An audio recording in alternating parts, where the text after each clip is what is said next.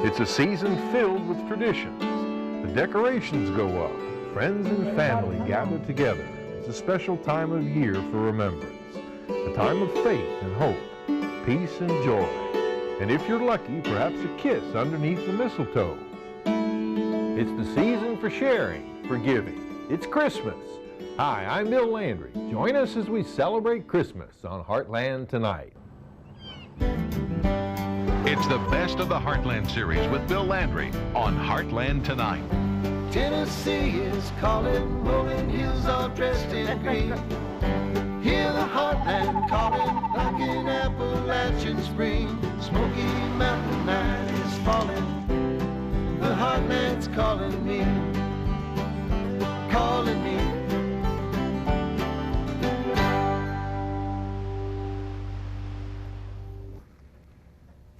At Christmas, we're given special freedoms. We're free to be kids again.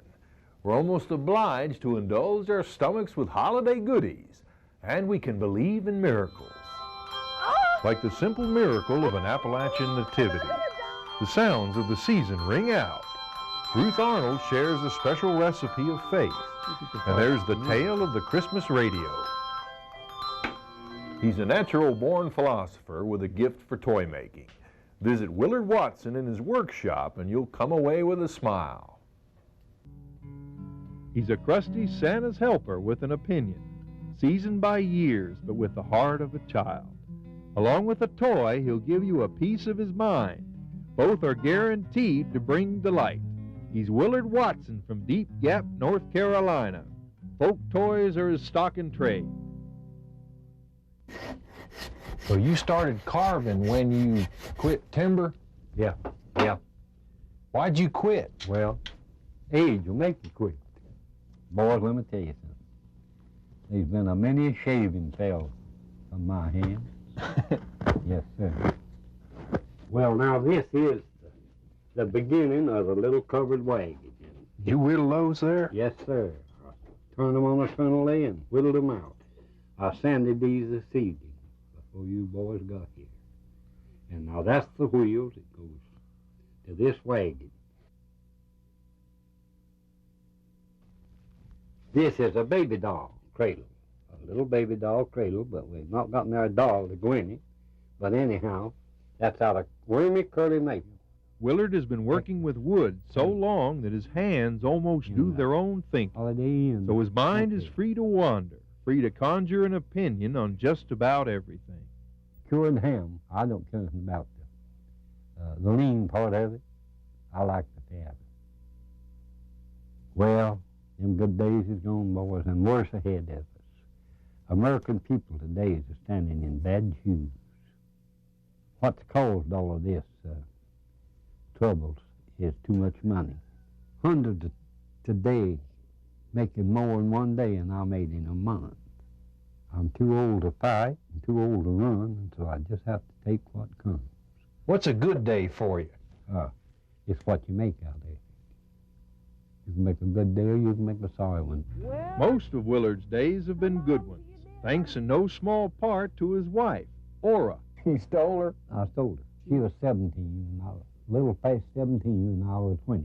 I can see her yet just as plain, and that was 60 years ago, the 5th day of October gone by. Sometimes I go back over life myself and wonder how we made it. We made it. And she played her part. I've always picked at her nigger babies, but they don't come no better. You want some more bacon? No, that's enough, young'un. If I walk on the first day of June, I'll be 81. Perhaps the secret to eternal youth is to make toys for a living. A boyish imagination is clearly at work here. You turn that crank there? Yeah, when you turn that crank, you bounce it. Bounce it up and down, like that right there. It's called a bouncing pig. Who's he? The name of it is Old Lonesome Sam. Now, let's see.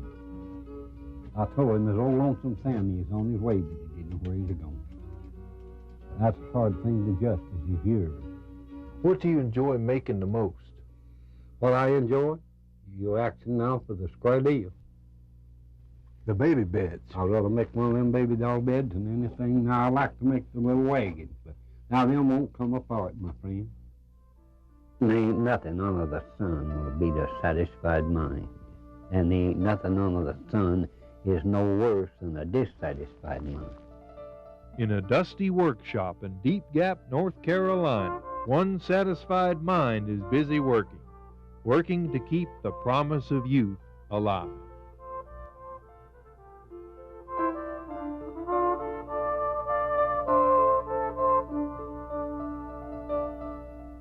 Willard Watson gave us some favorite sayings we repeat from time to time in the Heartland office. We're standing in bad shoes. Ain't nothing like a satisfied mind. Finding a satisfied mind sounds simple enough, but it's not so easy in our complicated world. Heartland Tonight returns with a simple miracle.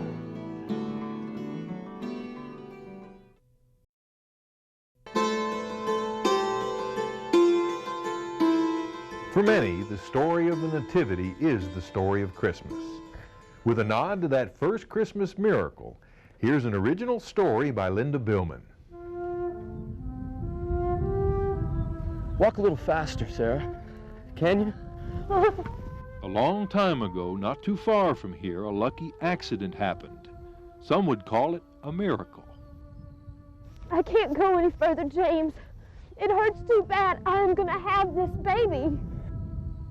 Look, there's a barn up ahead. Okay. You all right?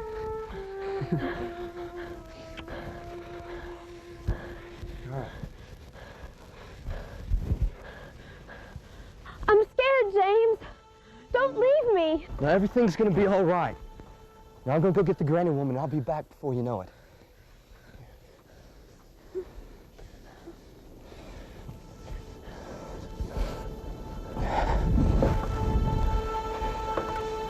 Now don't you worry.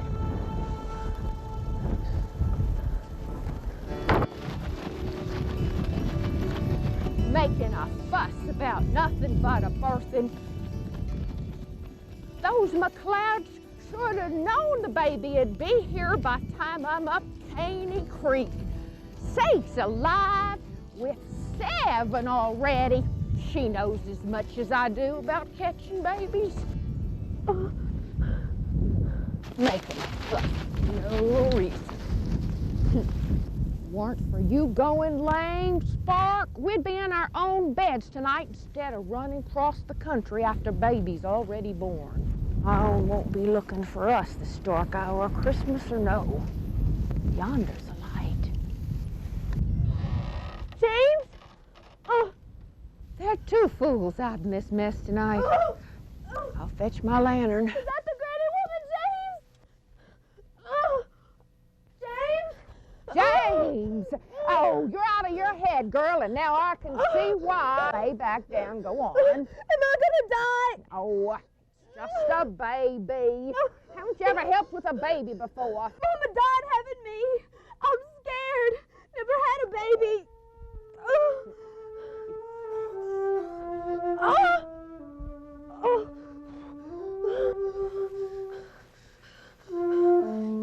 Where's James?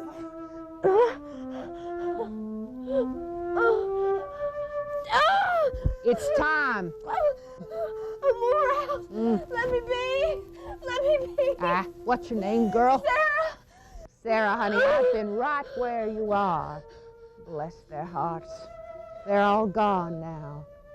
But this little baby will be the light of your life when it comes. And it'll live because of you. Surely it's a wonder.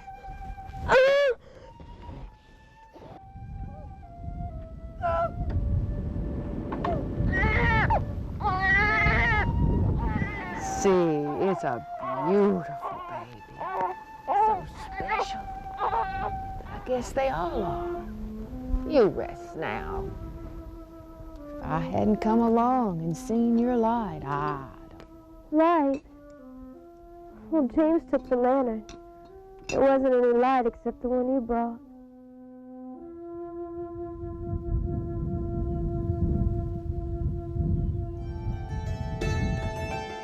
Stay tuned for more Heartland Tonight.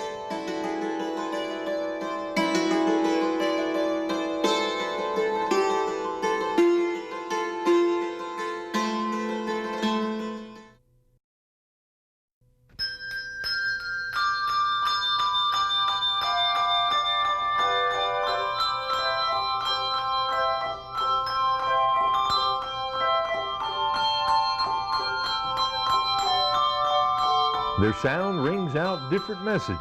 Street corner volunteers appeal for money. Sleigh bells jingle and churches ring out calls to worship. Their metallic tones give sound to the season.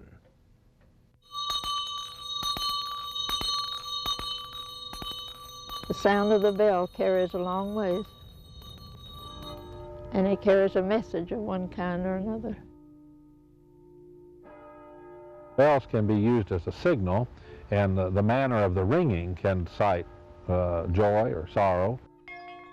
Once bells were the mass communication of a scattered community. They connected and organized us. To me, it was the school bell. It would ring in the morning, line up, and be ready to come in for your lessons. And then they would have recess along about 10 o'clock. And when it was time to come in, the bell would ring again. Line up. So, some of the farms had their own bells because they summoned the workers from the fields in with those bells. I remember the trainman had a bell too. He was ringing it for people to clear the track. When someone died in the community, we didn't have telephones, so they tolled the church bells one time for each year that person was old. And so everybody would stop everything they were doing and start counting. Hard metal is what makes a bell sound so commanding. That's a cast iron bell. That's right. And you can hear it resonate. And what is happening is as the bell vibrates, the air vibrates and hits our ear. And the tone that we get depends upon the material and its geometry. Big bells have lower tones, small bells have a higher tone.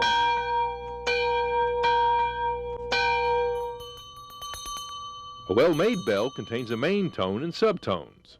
But the subsequent harmonic tones that you get are the things that give you the pleasing sensation.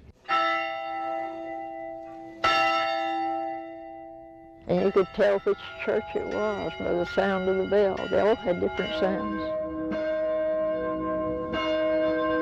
Today, we don't often see bells in their tall towers, and the call to worship is more sophisticated.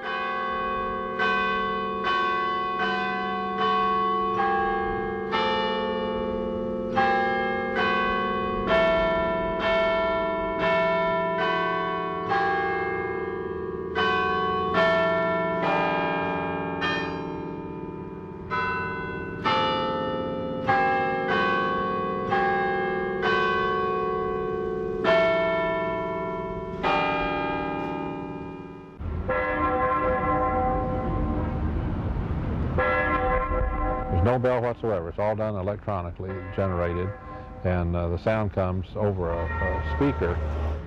There are no bells at all. It's cost prohibitive in this day and age with so many other needs that congregations have. Clearly, we don't need bells as we once did, but sometimes the sound of a bell strikes a memory so deep that we listen irresistibly with our hearts.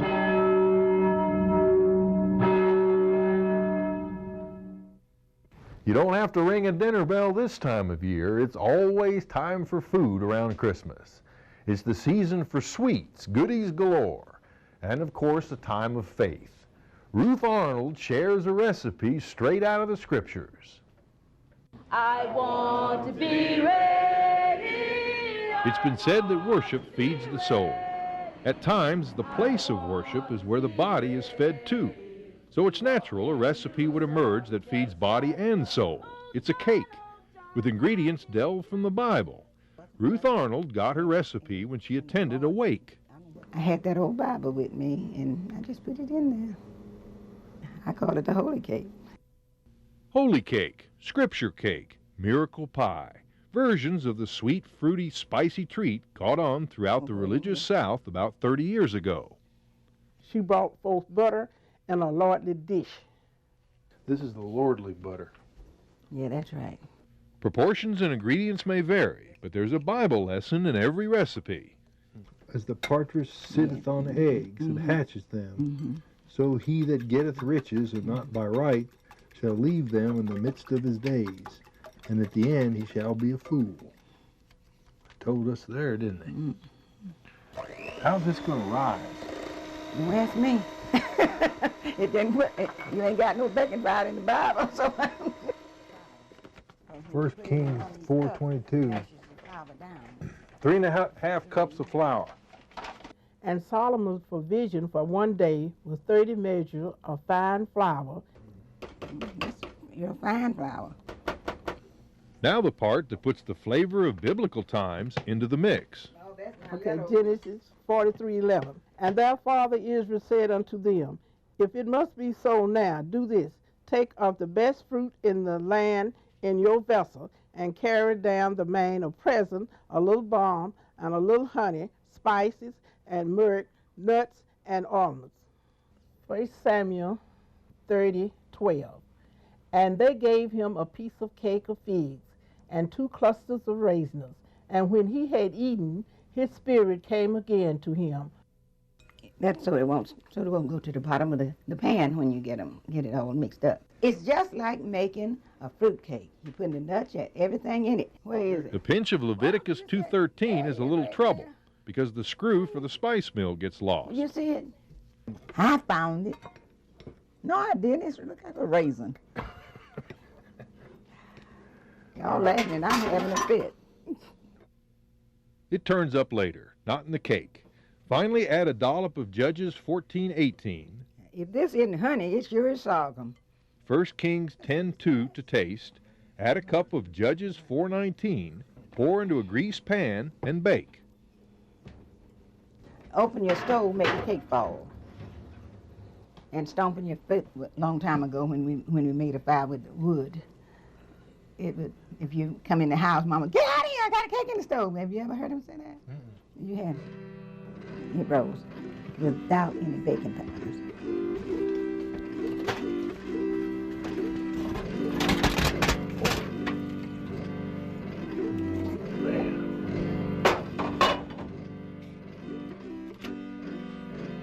Prayers is so good, you know. I prayed for it to be good. It's a cake with a bonus, a recipe for living. And it was good. Because he is the cause of every bit of it, not me. Amen. We'll return with one family's favorite story of Christmas. Merry Christmas.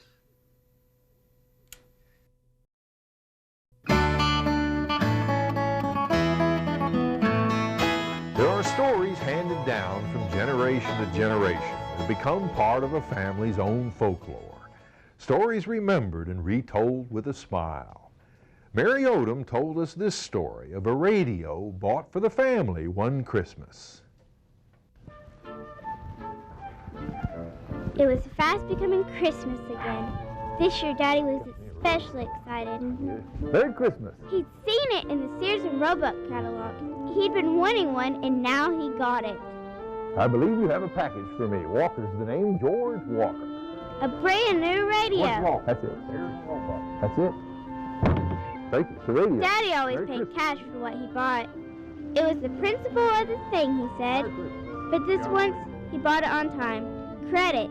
It was a family secret. I just picked up a radio at the post office. I'll bet that set you back, didn't it? It's been a good year. Well, I'm glad to hear that, Jordan. Merry Christmas. Merry Christmas to you. It was the first radio we'd ever seen. The first anyone we knew had ever seen. That radio was the talk of the neighborhood. It was all of our Christmas present. Can you hear it? Daddy was the proudest of all. Yeah, we picked up Chicago last night. George, where'd you get that radio? Chicago, Illinois. Yeah. Sears and Roebuck. Yeah, Sears and Roebuck. It's awful good radio. You all are so lucky. We are so excited. I keep talking to you, you just sidestep. Listen to the radio. As Christmas came along, that radio was the center of attention. Hands off. Daddy would tune in the shows. He'd call Mother out of the kitchen. Mother, come in and listen to Senator Cleghorn. Senator Cleghorn's on? Yeah. And we'd all sit around and listen. That radio brought us the world.